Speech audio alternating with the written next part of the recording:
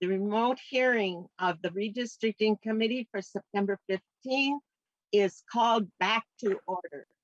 For those joining us, the committee met earlier today and we went into recess until 11:30.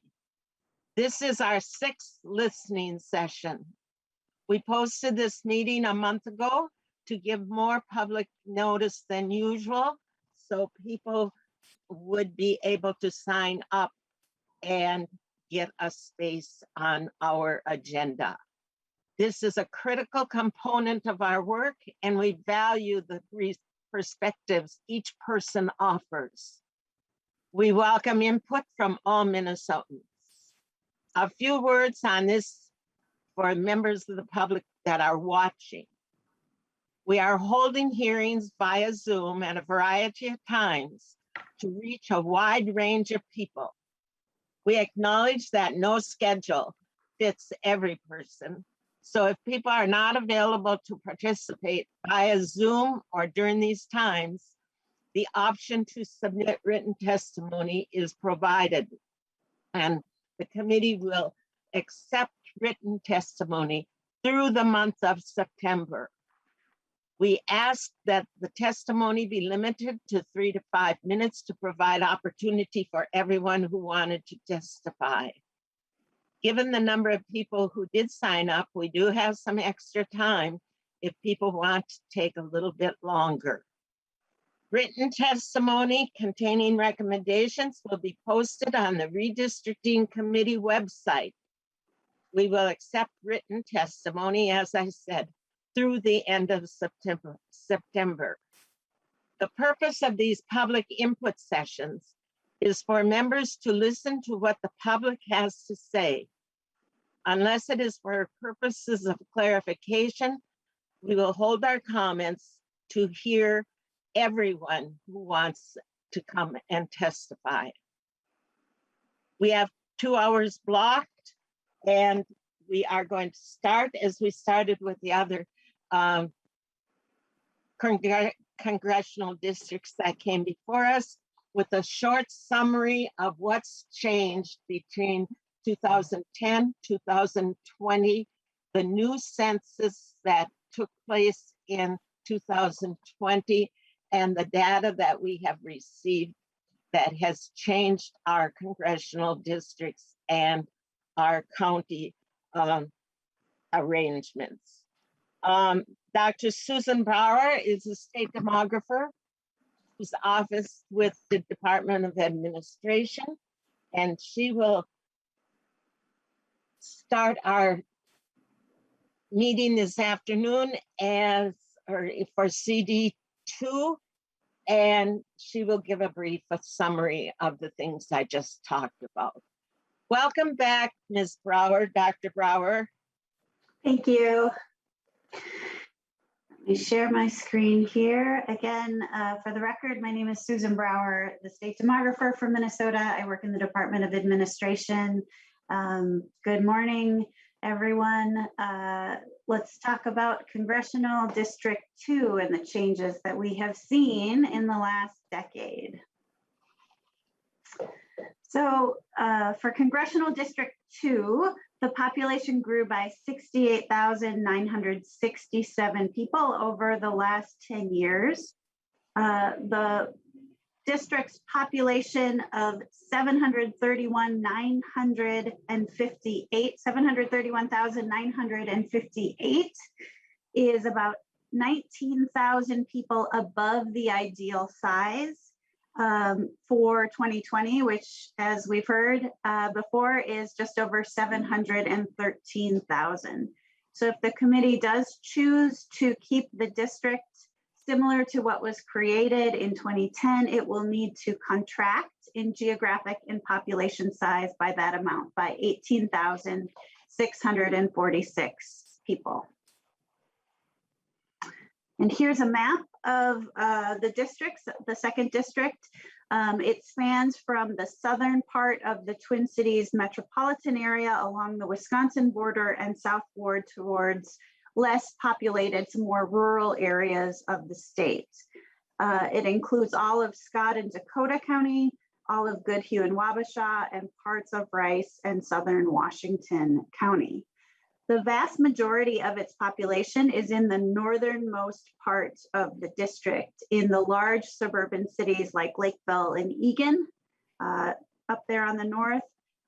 Also large cities included in the district are Shakopee, Prior Lake, Inver Grove Heights, Savage, Burnsville, many, many suburban cities that are large and growing this decade. It also contains a handful of growing cities just outside of the Twin Cities, 7-county ecosystem, such as the city of Northfield, smaller cities like Zumbrota and Cannon Falls, along with many rural townships as well.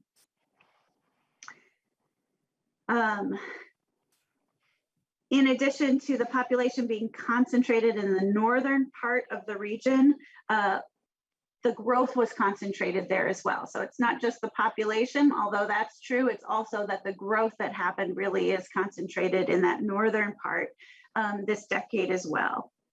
The blue areas on the map in the north actually reflect sizable population changes, just because those percentages are based on large suburban cities growth in those areas. There was more population stability in those kind of orange and gray areas that you see in the southern part of the district relative to that northern part. And that's what we've seen in other districts in other parts of the state that corresponds to more rural areas of the state that tend to be more stable, less kind of explosive growth like we saw in some of our metro areas over the last decade. 82% of the second district's population is in Dakota, Scott, and Washington counties, which is part of that 7-county Twin Cities definition that many people go by.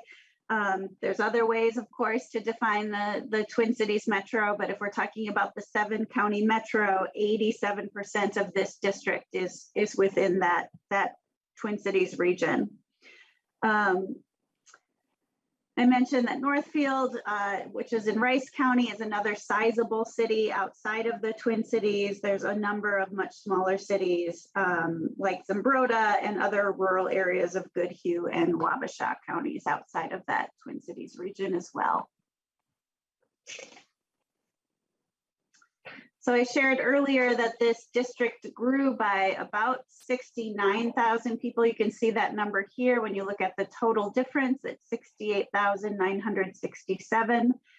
The white population, white non-Hispanic population, stayed very stable in this district over the last decade. It lost about 1,600 people.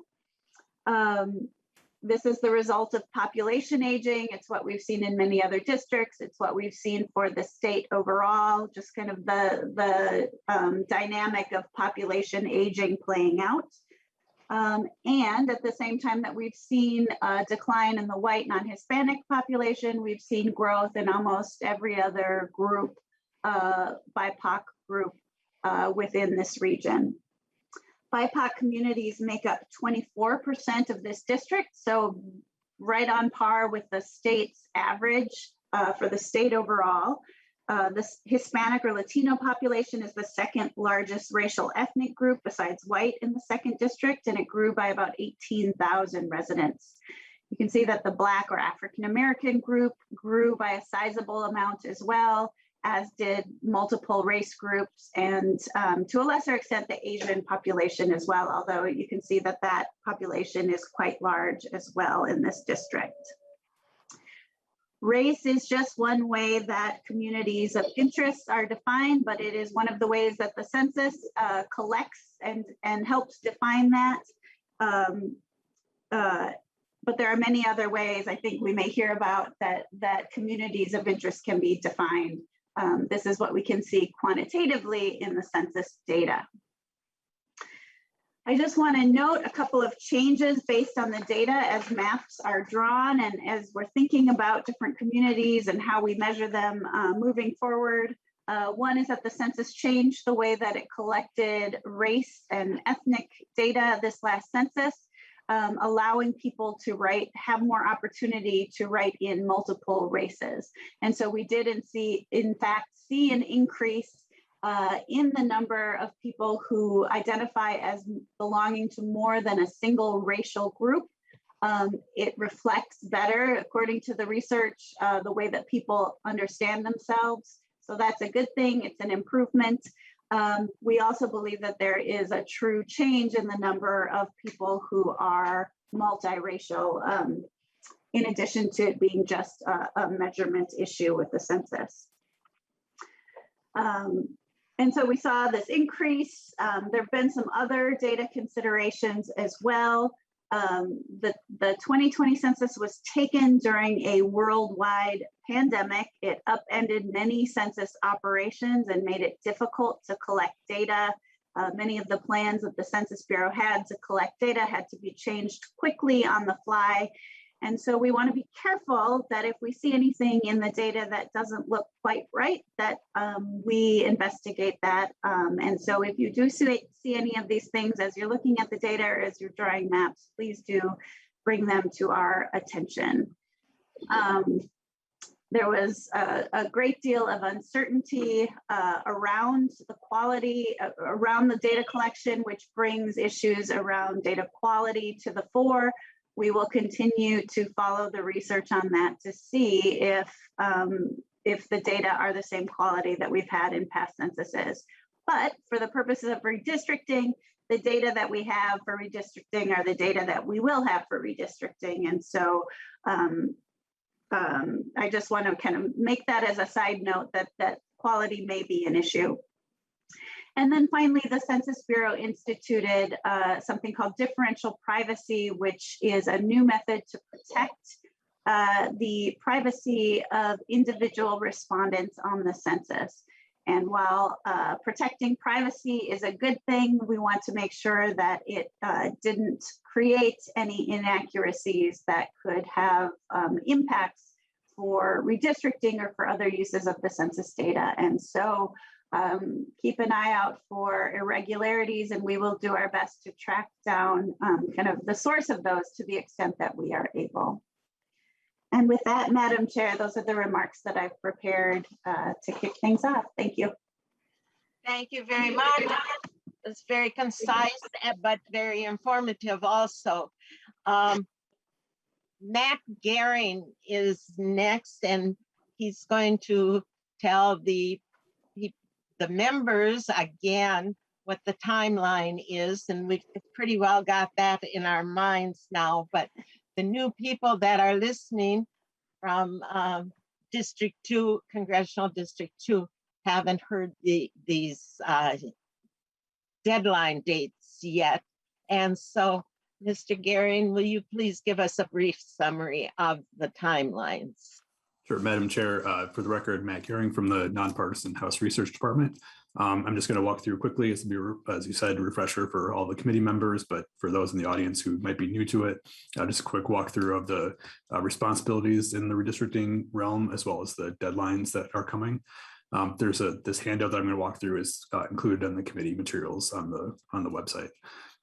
So the big key date for all of you to keep in mind is February 15th of 2022. That's the date by which the state law expects that there will be congressional and legislative districts enacted by the legislature. That means the conclusion of all of your work here, as well as final debate and enactment by the full House and Senate and signature by the governor by that date.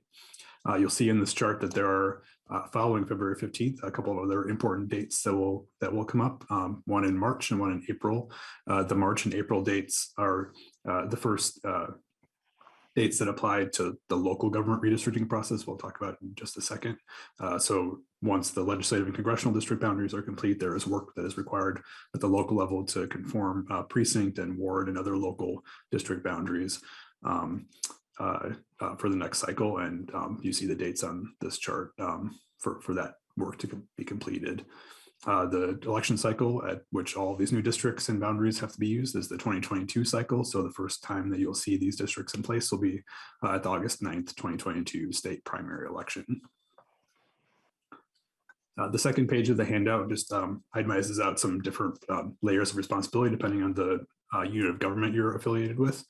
So the legislative responsibilities, as you all know, you have responsibility under the Minnesota Constitution to draw congressional and legislative district boundaries. And part of that work includes doing work like this, hearing public comment and testimony, as well as adopting principles for use in drawing boundaries. And the principles are effectively the rules or guidelines you'll use to decide how the actual line should be drawn. And some of those come from federal law and the federal constitution, as well as the state constitution, things such as equal population and contiguity and nesting districts and these sorts of things that we've talked about in previous committees come from those sources. And then you also have the option of adopting additional principles if you wish moving forward. And then the next two headings on this page just list out some of the key county and city, town, and school district responsibilities related to redistricting.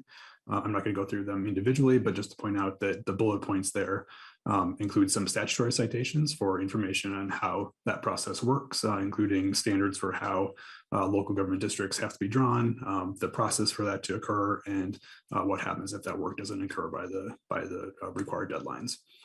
And Madam Chair, I think I'll leave it at that and take questions if you have them. Thank you so much, Mr. Gehring and Dr. Brower. Appreciate your summaries, and that sets the stage for the rest of the afternoon or the hearing in which we will hear people testify.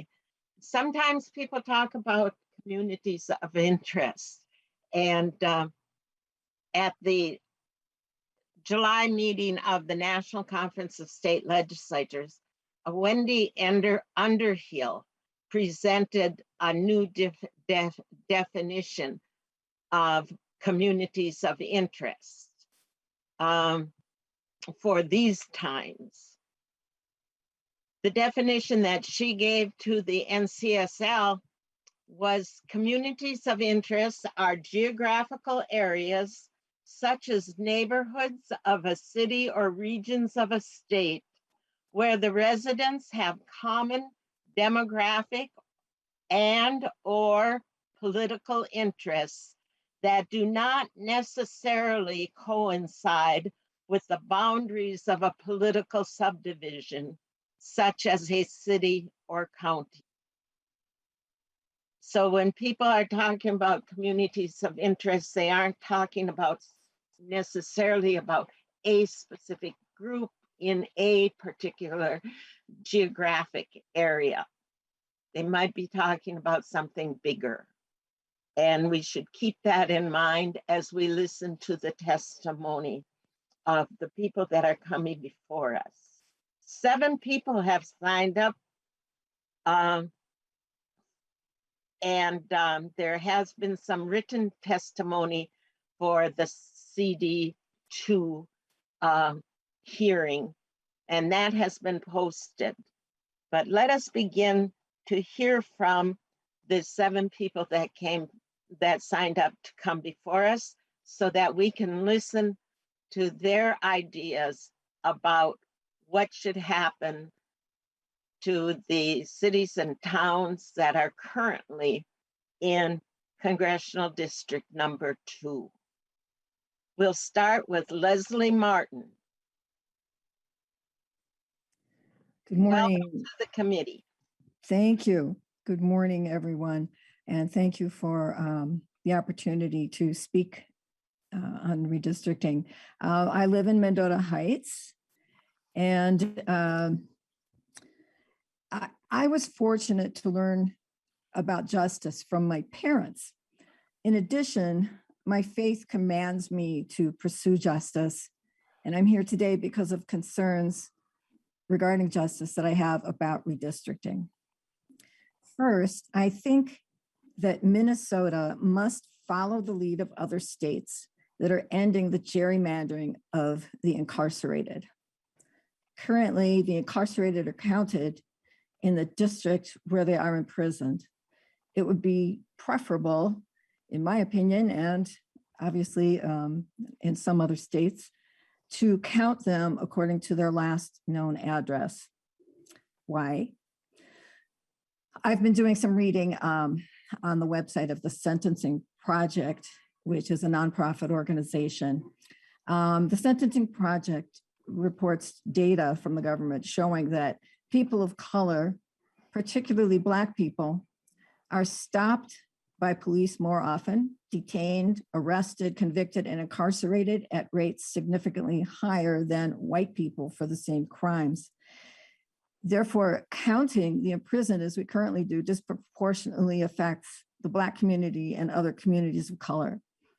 By counting people based on where they are incarcerated, their communities of actual residence will have smaller population counts, resulting in less representation and all that entails.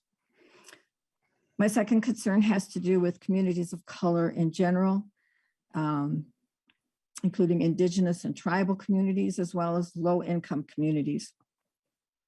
And as communities of color become more populous in our state, we need to ensure that they are well represented in our state's redistricting. Finally, I just want to say back in 8th grade, when pretty much everything was a blur, I memorized some facts about our system of government, among them the term gerrymandering. It was a bad thing, a sneaky way of manipulating lines on a map, and it didn't really make much of an impact on me until recently when I started studying a little bit more about this process. And in the words of our teacher, Mr. Verity, as in truth, and I'm not making this up, gerrymandering was a subterfuge intended to benefit parties and cronies. I've never forgotten that, parties and cronies. And my hope is that in this process, the people responsible for setting this all up will elevate people and communities rather than parties and cronies. Thank you very much. Thank you. Your advice was heard and will be considered as we progress. You brought up a couple topics that we have not heard about in previous hearings. So thank you for appearing. Jackie Craig. Hi, Welcome. thank you very much for allowing me this time. Hello again, my name is Jackie Craig. I reside in Lakeville, Minnesota in Dakota County, Congressional District 2. I am the proud mother of 2 kiddos attending public school in ISD 194. I'm also a nonprofit leader and longtime volunteer in our community. I would like to begin by asking that we all take a moment to appreciate all the folks showing up to impact the important work of redistricting. Thank you. My hope is that everyone will testify to the importance of each person's vote counting equally while centering equity. Many will wonder, well, how do we center equity while expecting each vote to count equally? It's actually quite simple. We do this by making certain that we center our decision-making not on how political parties may be affected, but how communities in Minnesota will be affected. When establishing equal representation through the drawing of redistricting lines, we must ensure that communities of Black people, Indigenous people, people of color, and other communities of interest with shared experiences, especially those we have systematically oppressed, are intentionally and purposefully maintained across our state. It goes without saying, I hope, that the intentional or even unintentional splitting of communities to protect relationships with political parties and yes, even political candidates is not an appropriate reflection of establishing equal representation. I would also hope that it goes without stating that we must prevent gerrymandered districts. Unfortunately, based on historical evidence, this hope for districts free of gerrymandering, it's not a given. Of course, you know, we're the wonderful state of Minnesota, but again, it's not given. Voters must not be inconvenienced by the will of political parties to maintain power. We already experience a lack of democracy and, quite frankly, the watering down of the idealistic one person, one vote through our state and federal senates. This diminishes the will of the people. In opposition to this diminished democracy, we need to lead by example in Minnesota. We need to leverage redistricting so that we actually grow democracy. How wonderful that would be. Please be wary of politicians and political parties suggesting lines must be redrawn in a manner centering their perspectives and in hopes of retaining their power. Power must reside with the voters. And for that power to reside with the voters, we must resist political wills to hoard power into the hands of the few, and instead draw redistricting lines centering equity and focusing on equal representation. Thank you for your time and for your consideration. Thank you, Ms. Craig. Your words have fallen into open ears. We appreciate your coming and your wise advice. Linda Garrett Johnson. Thank you. And thank you, members of the committee, for allowing me to speak. I'm Linda Garrett Johnson. I live in Congressional District 2. I reside in Apple Valley. I'm a proud grandmother of 10 and 2 adult children. One thing that I also want to say before I even get started with my comments is that I appreciate the representatives who have your cameras on. It lets me know that I'm actually speaking to a person and who is sitting at their desk. I know in Zoom land, sometimes we want to try to multitask, but this work is really important. I Zoom a lot myself and I WebEx a lot, so I appreciate you turning your cameras on. What I want to say about redistricting is that I hope that I agree with all that's been said so far. And I hope that the district lines would never be drawn to dilute a voter's ability to really impact the person who, really impact their vote on the person who represents them. And I hope that it would never be drawn as a way to either advantage or to disadvantage one political party over the other. We should not be thinking about a political party or a particular seat or protecting a seat when we draw these lines. We also want to consider tribal communities. I've heard some horror stories about how tribal communities have been broken up in terms of how the district lines have been drawn, and it really dilutes and fractures the ability to be a voting bloc and really vote for the person that they really want to represent them. I also want to make sure that with redistricting that we consider the growth in CD2 within the communities of color, and that we're not drawing lines to intentionally disadvantage those BIPOC voices when we do that. And then finally, I want to use an example of when a community is fractured and what that looks like and what it does long-term to a community. And many of you probably know, some of you may not know about what happened to the Rondo community when I-94 was drawn straight through that community and broke it up. And it was done intentionally to fracture that community. For decades now, that community has still not really recovered. They're trying to recover from I-94 being drawn through that community. I didn't live in Minnesota at that time, but I know a lot of the people who have been impacted by that.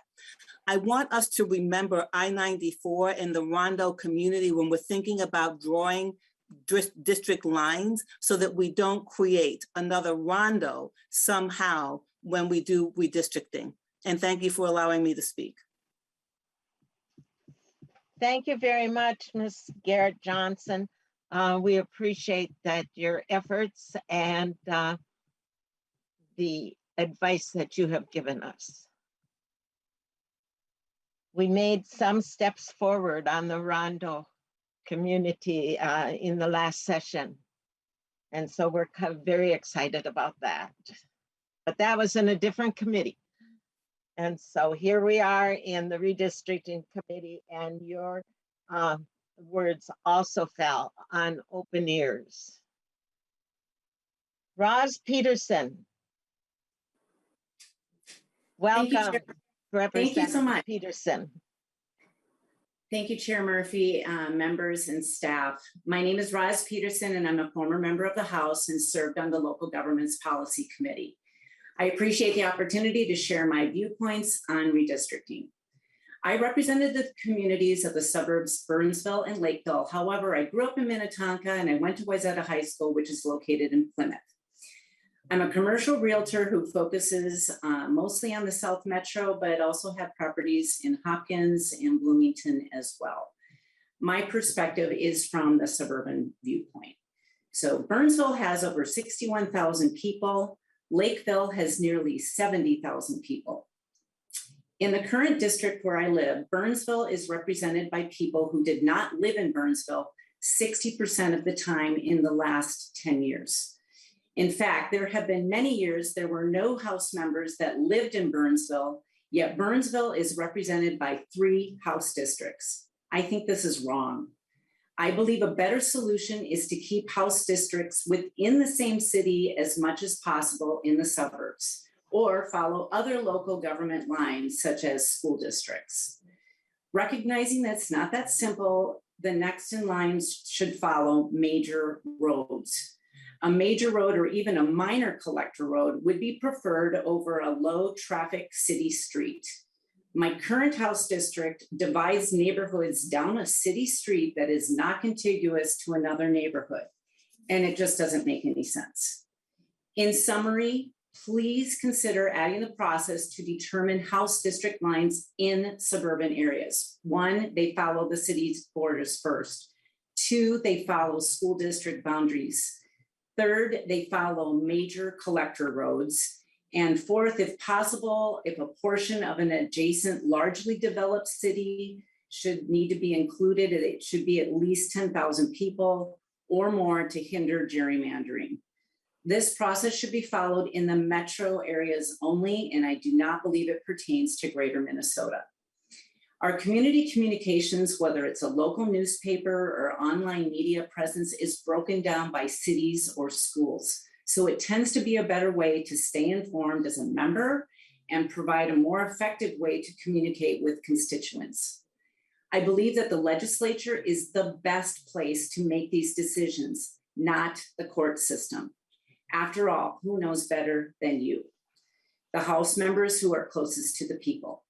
I believe that by working together, you can find consensus and know you will find the best solution if there is a willingness to get along. I challenge you to find that trust and peace in each other. I suggest these processes only to better represent the people of Minnesota and respectfully hope that you consider these recommendations. Thank you again for your time and service to our state. Thank you. Thank you, Representative Peterson, and your service and your continuing advice. We will, Thank you. We will consider your wise decisions or wise suggestions and advice as we progress. And Representative Torkelson and I have both spoken about the legislative responsibilities to make a decision on the redistricting as the Constitution suggests we do. Well, actually, it orders us to do. So we agree on that front. Absolutely. Thank you so much. Thank you. Robert Thacker.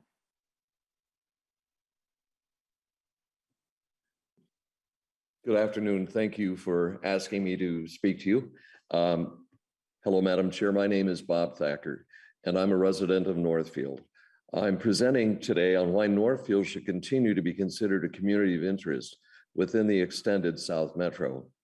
Northfield relies heavily on its proximity to Highway Interstate 35, which brings drivers quickly to the South Metro. for commerce and shopping, as well as to bring tourists from the Twin Cities to our beautiful college campuses, our natural spaces, downtown businesses, etc. In this respect, it makes sense that Northfield has one foot in Dakota County, which includes the south suburban cities of Burnsville, Eagan, Lakeville, and Rosemont. It is this deep connection to the South Metro, which makes us a part of a unique community of interest within those cities. Rice County also makes up the Faribault, Northfield, Minnesota micropolitan statistical area, which the Federal Office of Management and Budget considers a part of the Minneapolis-St. Paul combined statistical area. While everyone who lives in these areas understands how different Northfield is from Minneapolis, it is a transitional part of a cohesive metropolitan area that makes up much of our state's population. Northfield is also a home to more diversity than it gets credit for as nearly 1 in 10 of our 20,000 residents are part of the Latinx community. This community not only makes Northfield unique as compared to other cities in our geographical area, it also ties us closer to the Twin Cities Metro, as many in this community rely on the Metro for services, cultural centers, and events. Northfield is also home to 2 four-year colleges, Carleton and St. Olaf. Between the 2 schools, there are over 5,000 who call Northfield their home. Many of these 5,000 students come from the metro area and travel back and forth in the summer and holiday seasons. Additionally, many of the nearly 1,000 faculty and staff members from these 2 colleges travel on Highway 35 from the South Metro to the South, every day to teach these students. These schools act as a push and pull to the South Metro that makes them another reason that Northfield should be considered an essential community of interest within our 2nd Congressional District. In summation, Northfield is a part of an essential community of interest within the South Metro. From an economic and human standpoint, it is inseparable. It is an inseparable part of this community for its proximity to the South Metro, its unique communities, its colleges, and its general role as a transitional location from the from the metro area to the greater southern Minnesota. Thank you for allowing me to speak to you. Mr. Thacker, is there something in particular that weakens Northfield's strength in CD2? I'm sorry, can you repeat the question? Is there something about what's happened in the past to Northfields in the redistricting that reduces their strength in CD2? I don't believe so. I'm not aware of any. Okay, it's part of binding. It's like the glue that holds the district together, and it has the common interests with the other municipalities that you mentioned. Yes, that's true. All right. Thank you for that clarification. Certainly. Thank you for your advice, and we will refer to it as we're going along. We do not let you talk and then we absolutely forget. We've taken notes and we will continue to refer back to the advice that we received from you and everyone that has testified for CD2. And we're not ready to start drawing lines yet. And Vice Chair Cleburne has a question or a statement. No, it's a question to Mr. Thacker. I'm just asking, he referenced the 5,000 students and the 1,000 professors.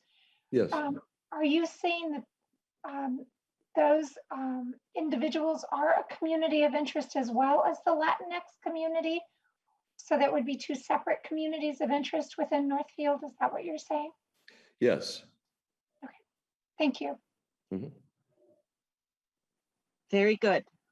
Thank you very much. Tom Wren. Wren. It's Tom. Ren, yes. Thank Yes, you, okay. Madam Chair, for allowing me to testify. My name is Tom Wren. I'm a resident of Cottage Grove. And for this testimony today, I'd like to focus on South Washington County. Currently, South Washington County is split into two different congressional districts, CD2 and CD4. And I hope that my testimony today will help the panel see how South Washington County is better served and the needs of the community are met if we are not split between congressional districts. We are, as an example, our South Washington County School District combines Cottage Grove, Woodbury, Great Cloud, Newport, a couple other, St. Paul Park, and a few other areas. Great, and it's it's the seventh largest district in the state, and it's certainly a unifying force. It brings our communities, large and small, together.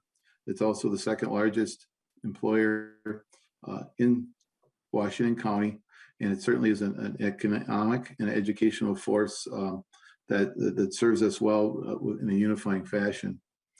Additionally, in recent years, Woodbury and Cottage Grove collaborated closely, also with state support, to inception and build the Hero Center, which is the Health and Emergency Response Occupation Center that's used for law enforcement, firefighter, EMT training, as well as community use of the facility in various areas of safe shooting sports and such. This Hero Center came together as a result of collaboration between the cities, with many joint council meetings, and focuses on, among other skill set building for the constituents mentioned, but also helping officers learn about de-escalation tactics, crisis intervention, improving their skill sets, and helping all to improve policing in Minnesota. I don't think that without this collaboration, we would not have been able to get a project like this off the ground and to come to fruition. The relationship between Woodbury and Cottage Grove in South Washington County isn't new. Even at one time, they considered consolidating as one city back in the 60s due to the economic and cultural similarities between the two towns. We celebrate our successes together and certainly face challenges too in these communities. Recently, the community has faced the PFAS contamination in our water supply, which certainly is an issue that doesn't recognize district boundaries or city boundaries or anything of that nature. It's enabled the communities to work collaboratively together to address the underground plume of contaminants that we have in our water, and how to fix them and remove them safely from our drinking water. On a separate note, South Washington County is geographically an area that is suburban before giving way to farmland, certainly to the east. Specifically, I believe that South Washington County and Tacona County would be better off in the same district because they have similar geographies of the suburban sprawl expanding into the farmland, and they have a lot of commonality there. I think that it would be well served for the mapping to go on that route versus, for example, pairing with some of the St. Paul districts, since there's some distance and cultural differences between the more inner ring suburbs versus where we are. I hope this is helped make case. But I think South Washington County represents a united community of collaboration, and I think it would be better served to continue to have a district as one community versus being split in parts. Thank you for your time this afternoon. Mr. Wren, could you clarify a little bit about, you want to be one community, but you've cooperated? So much has happened because of your cooperation. Yeah, having congressional representation that can address both of the communities with one representative versus being split, I think it benefits, because then you don't have the, shall we say, I won't say the haves and have-nots, but you can unifyingly go to a representative and have your concerns heard through congressional action, even as a state level, as the maps are drawn.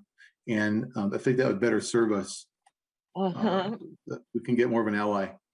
So in your region, do you work more with the congressional candidate, the person that's representing you in Washington, or the people that are representing you in St. Paul? Well, certainly on the local level, obviously more St. Paul. But there are times when if you'll need federal assistance too. I don't have any specifics I could give you right now, Madam Chair, about where we've reached out specifically to congressional members. For example, Congresswoman Craig represents me in my district, but we feel that it's better to have one unifying or one representative to address all our concerns, because even where I live now, not far away from the Woodbury border with Cottage Grove, we've got the cities they're coming together now with development, and it shows more unifying. As I mentioned, the school district as well. We're certainly have different city entities, but you have a lot of collaboration that we work together. Right. Is a school district more of a common thread in your communities of interest than maybe the counties? Yes, I serve on the volunteer committee for the Citizens Financial Advisory Committee for the South Washington County School District, and I've been on that for I think over 4 years now. And we definitely look at the entire community from Newport to Woodbury and Cottage Grove and the fringes of Denmark Township when looking at school consolidation, school construction, input on financial investment decisions and things of that nature within the facility. So yes. Well, thank you for that clarification. Representative Cleburne, do you have a follow-up? Yes, thank you. I was just making sure that I understood it's important to you as well because of these shared important facilities that you have for public safety, the public safety concerns that the community share, and that you mentioned several times the collaboration between the two cities as a major driver for your testimony today. Is that correct? That is correct, Representative, yes. Okay, and then I also just want to address briefly the PFAS issue that you talked about, the water contamination. Is that something that you see as a collaboration both at the state level as well as the federal level? Yeah, I mean, lately with the each city embarking on improved water treatment facilities and using some of the money set aside from the settlement with 3M. In full disclosure, I am a 3M employee. I have no, those who know me, I have no bias. Yeah, my house backs up to the 3M dump, so I have no bias. That's for the record. One way that I'm fully as a citizen. Trust me, no one twists my arm. And certainly we've had, at some point in time, if this thing blows out of proportion, we don't know where it's going to go. No one does. There'll be some type of federal action nationwide. Everybody's read the paper the past week. We saw what was in the paper. But the Woodbury had to do what they do and Cottage Grove did. And we even have interconnected water supplies now. It's just because of urban sprawl. So it's not that you'd have the city does this, the state that. It's going to be a collaborative effort. And as we jointly move forward, people need to, work in that atmosphere where we put our heads together to find how to solve these things. I know as part of the 3M money, they want to build a water treatment plant somewhere as well. I don't know if it's in Lakeland or where, or closer to St. Croix to draw water. So that'll take, certainly if that happens, there'll be, federal waterway issues that come up and districting and pipelines and right-of-ways and all those other fun things. So yes, it's a collaborative effort. And then just one more follow-up, please, Madam Chair. Go ahead. When you were talking about the economic and educational force, I serve on higher ed, so I'm always thinking about the higher education piece. Were you referring to the E12 system, or were you referring to higher education? The K-12 system, yes, with the schools. We're on our finance committee, we're looking at, there's some talk of future bonding referendum where do we need to add a fourth high school? Where would we put it and buy the land and so forth? I don't want to get into minutia, but you go along those things, or in collaboration. There's room to expand at Eastridge, growing neighborhoods there where students would come in from Woodbury and Cottage Grove and some from Newport. Altman Junior High, Altman Middle School in Cottage Grove has room for expansion as these homes spring up there in those neighborhoods. So yes, we this is a K-12 focus and pre-K-12 honestly. Yeah. So thank you. Okay, thank you very much. That's very, You're very welcome. helpful. I appreciate it. Yeah. Thank you very much, Mr. Wren. We you brought some things to our attention that we hadn't explored before. Sure. Thank you. Really appreciate your input. Emily Durand. Thank you, Chair Murphy and the committee, and those that have taken time already to testify today. I find myself revising my comments based on comments that have already been stated, which I think is good to find some common thread. My name is Emily Durand. As the chair mentioned, I'm the mayor of Wabasha. I'm also a parent of small children. I'm a Main Street business owner and a civic enthusiast, which means I'm on too many committees, probably like everyone else in this group. My testimony is pretty innocuous, I think, but I hope you'll hear the value and the common thread nevertheless. The Honorable Mark Nichols, who's the mayor of Lake City, who's our beautiful adjacent city to the north of Wabasha, provided written testimony that our 21A legislative district boundaries continue intact, particularly for communities along the Mississippi River corridor, to underscore comments about Northfield and its being a glue in another community of interest. We see ourselves that way for many reasons already stated by other testimony. Mississippi communities along the river are unique for reasons of economic, ecological, human services, agricultural, educational, recreational, and cultural reasons, and more. In the past, the contiguous representation has served us very well. I think as a locally elected official, especially in a very small community where almost everybody knows who I am, even if I don't know who they are, the discouragement that trust in government is low can be very challenging.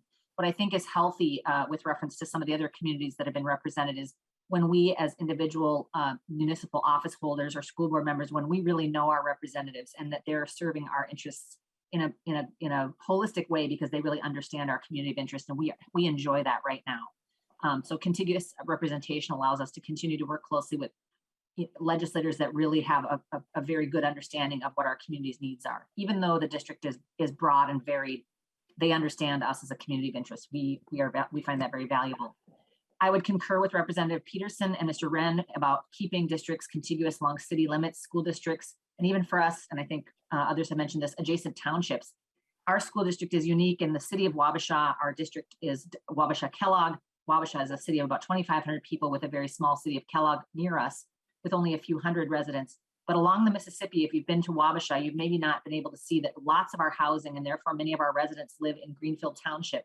It doesn't double our population, but it nearly doubles our population. Certainly many, many families reside along the river where some newer housing has been built over the last 40 years. So we really need to have that representation to pursue the best interest of our students.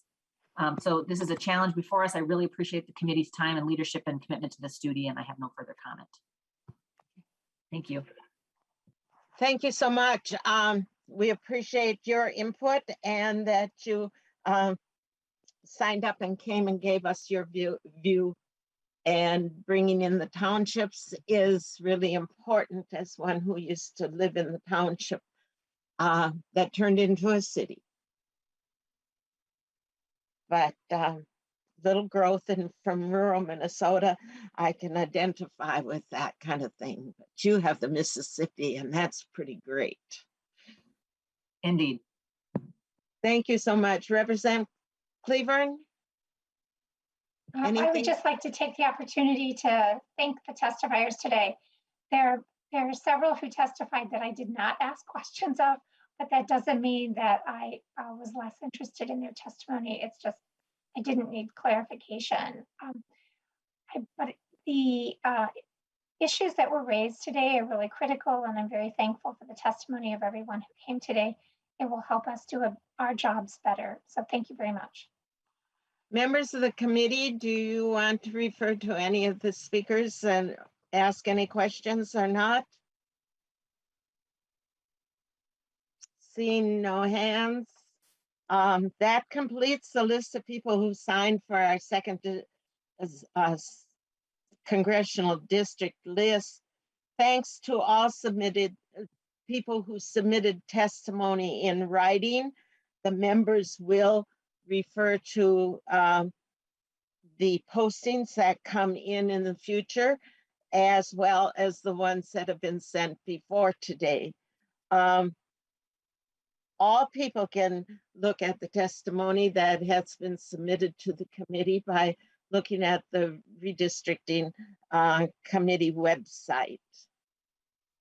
That concludes our meeting for today, and our next meeting is Monday, September 20th, when we will hear from the people of the 7th and 8th Congressional Districts. We moved up the meeting time by an hour to 2 o'clock so that groups or organizations that will want to testify will have the opportunity if they've missed out in previous Congressional District hearings. So you don't have to be from the 7th and the 8th to testify if you were missed in the 1, 2, 3, 4, 5, 6 districts. So we're going to catch up. And with that said, and looking forward to Monday, the 20th, when we conclude our hearings for this first round. And then we'll start working on adopting the principles and drawing the lines. And then we will have maps and we will come back on hearings again. Thank you so much for all your input and for giving us such good advice. And if we have additional questions from the committee, we will make contact through our staff with you, the people that have spoken out. Thank you so much. This meeting is adjourned.